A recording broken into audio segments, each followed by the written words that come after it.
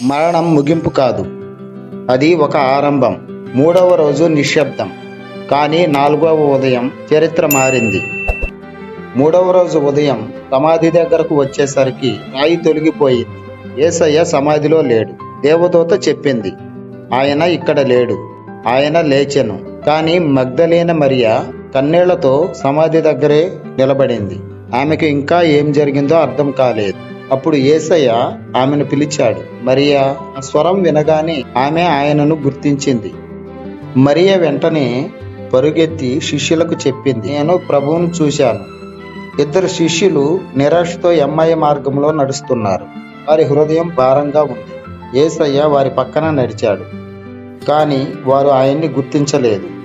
ఆయన వాక్యాన్ని వివరించినప్పుడు వారి హృదయాలు లోపల మండాయి. రొట్టె విరిచినప్పుడు వారి కళ్ళు తెరుచుకున్నాయి. అది యేసయ్యే. ఆ క్షణంలోనే యేసయ్య వారి కళ్లకు కనిపించకుండా పోయాడు. శిష్యులు భయంతో తలుపులు మూసుకున్నారు. అయినా యేసయ్య మధ్యలో ప్రత్యక్షమయ్యాడు. యేసయ్య అన్నాడు, నీకు శాంతి కలుగును గాక. భయం అక్కడే పోయింది. ఆయన తన చేతులు ప్రక్క చూపించి నిజంగా నేనేనని నిరూపించాడు. తోమా మాత్రం చూడకుండా నమ్మను అని చెప్పాడు. 8 రోజుల తర్వాత యేసయ్య మళ్ళీ వచ్చాడు. ఈసారి తోమా ఎదుట నిలబడ్డాడు. యేసయ్య అన్నాడు, నీ చెయ్యి ఇక్కడ పెట్టు, సందేహించకుండా నమ్ము. తోమా గుండె పగిలిపోయింది. నా ప్రభువా, నా దేవా అని ఒప్పుకున్నాడు. తర్వాత శిష్యులు గలిలయ సముద్రం దగ్గరకు వెళ్లారు. రాత్రంతా శ్రమించారు, కానీ ఏమీ దొరకలేదు. యేసయ్య చెప్పగానే వలలు చేపలతో నిండిపోయాయి. ఆయన మాటే అద్భుతం చేసింది. ఆ తీరాన యేసయ్య వారికి భోజనం సిద్ధం చేశాడు. ప్రేమతో, శాంతితో తన సమీపంలో వారికి అన్నం పెట్టాడు.